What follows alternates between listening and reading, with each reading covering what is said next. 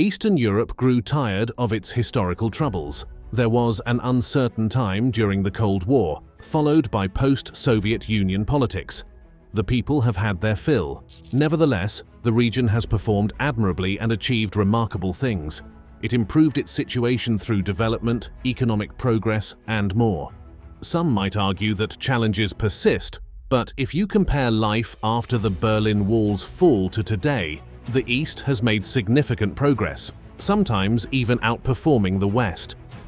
Today's video will talk about how this part of Europe is getting better after the bad things that happened in the past. Since the end of the Cold War, Eastern Europe and Central Eastern Europe have made remarkable progress in various fields, each country showcasing its unique strengths. Let's begin with Poland, which has emerged as the largest economy in Central Eastern Europe.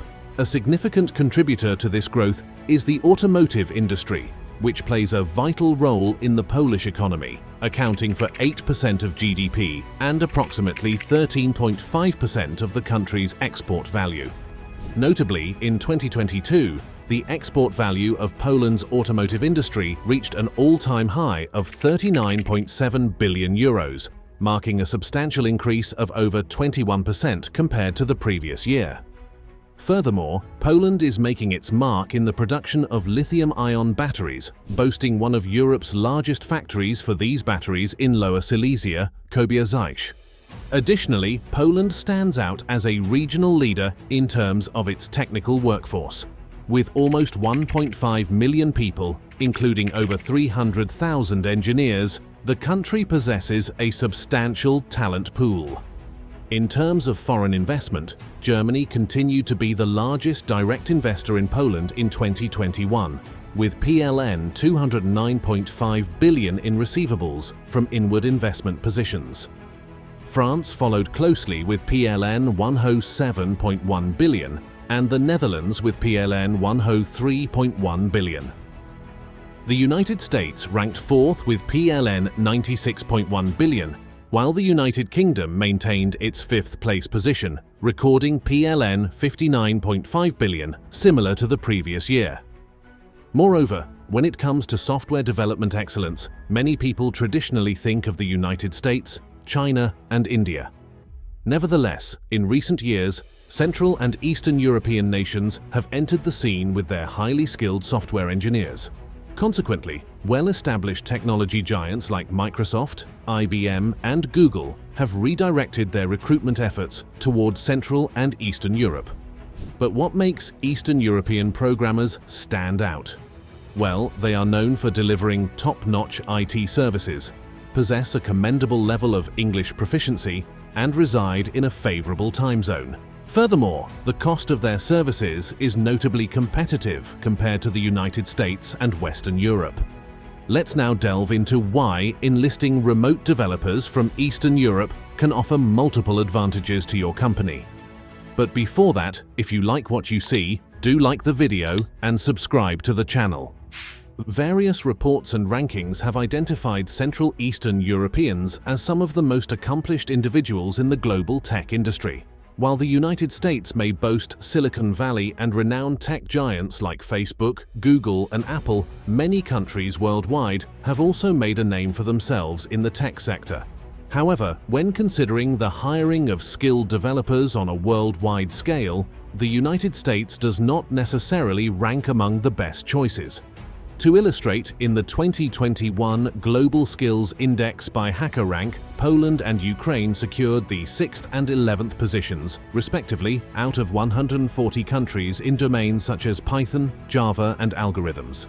Additionally, Eastern European nations host several prominent tech hubs and have witnessed substantial growth in the information technology sector. For instance, according to the 2020 Tech Nation report, Romania experienced the fastest expansion in its tech workforce in Europe, with a remarkable 13.4% increase between 2014 and 2019. Now, let's shift our focus to Hungary, where the tourism sector has seen impressive growth. Budapest, Hungary's vibrant hub, has played a pivotal role in this progress. Hungary's tourism industry, mainly centered around its capital city and its famous thermal baths, has made significant contributions to the nation's economy. When we consider Central Eastern Europe, Hungary stands at the second position. In 2021, the country raked in an impressive $5.78 billion from the tourism sector alone. Similarly, Slovakia has also experienced notable economic advancement. In terms of gross domestic product, Slovakia reached $116.5 billion in 2021. This achievement is even more remarkable considering the presence of multinational giants like Volkswagen and Kia within the country's borders. As for the Czech Republic, the country has demonstrated consistent economic growth over the years. A significant portion, approximately 62%, of its economy relies on services, while manufacturing and construction contribute around 36%, and agriculture plays a minor role at approximately 2%. Notably, the automotive sector holds a crucial position in the country's industrial output, accounting for 10% of its gross domestic product. But while they have gone great, Central Eastern and Eastern Europe have a chance to capitalize on ongoing political realities. The global pandemic caused major disruptions in the logistics industry. The war in Ukraine and the sanctions against Russia added pressure on energy prices and supply chains. Over 51% of European companies think this disruption will last for 2 years or more. Due to these challenges and the uncertainty about network normalization, businesses are rethinking how they manage their supply chains, sourcing, and production. To make their supply chains more flexible, 65% of European manufacturers and retailers have already made sourcing changes and expect more. Some Central Eastern and Eastern European countries like Poland, Romania, and the Czech Republic are seen as appealing options. About 23.3% are considering Poland, 8.5% Romania, and 7.8% the Czech Republic as potential manufacturing locations. While proximity to the market and consumers is crucial, it's not the only factor when choosing a sourcing location. The most significant challenge to supply chains is the availability of skilled workers. Germany is predicted to face a shortage of 7.2 million workers across industries by 2035.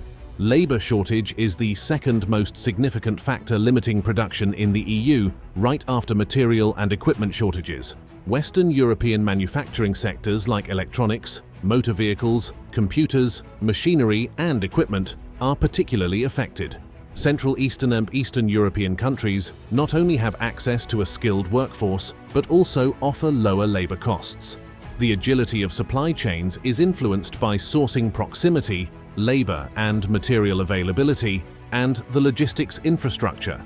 While Western European countries excel in trade logistics, their neighbors are close behind. The Logistics Performance Index ranks the Czech Republic, Poland, Hungary, and Romania among the top 50 countries in the world for their overall logistics performance. The Czech Republic leads the way at 26th place and 20th place for infrastructure and logistics competence, respectively. With ongoing investment and development projects in trans-European transport, businesses sourcing and transporting across Europe will benefit from improved reliability and agility in their supply chains in the coming years. Let's think about what might happen in the future if power in Europe is more evenly spread out. It means that different countries and regions in Europe would have more equal influence and control.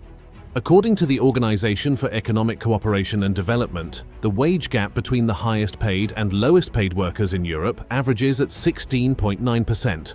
But it's alarmingly wider in certain countries like Romania at 28.7% and Bulgaria 27.9%. This inequality can be reduced through policies that raise salaries across the continent, fostering a more equitable work-salary ratio. On top of that, a 2022 study by the European Commission shows that 18.1% of Europeans live at risk of poverty or social exclusion, with especially high rates in Romania and Bulgaria. By improving economic conditions and raising living standards in these countries, a future where power is more evenly spread can significantly reduce the risk of poverty and social exclusion. A more evenly spread power structure would lead to increased economic development in Eastern European countries. This would, in turn, result in a higher standard of living, better access to quality imports and commodities, and an improved overall quality of life for the local population. To achieve this vision, governments must play a pivotal role by implementing policies that encourage investment and growth in Central Eastern and Eastern European countries, raising wages, and ensuring fair labor practices. This not only benefits the region itself, but also strengthens the European Union as a whole, making it a more cohesive and stable entity. If you like the video, share and subscribe to the channel for more updates, and watch our video on whether Eastern Europe will surpass the Western Europe.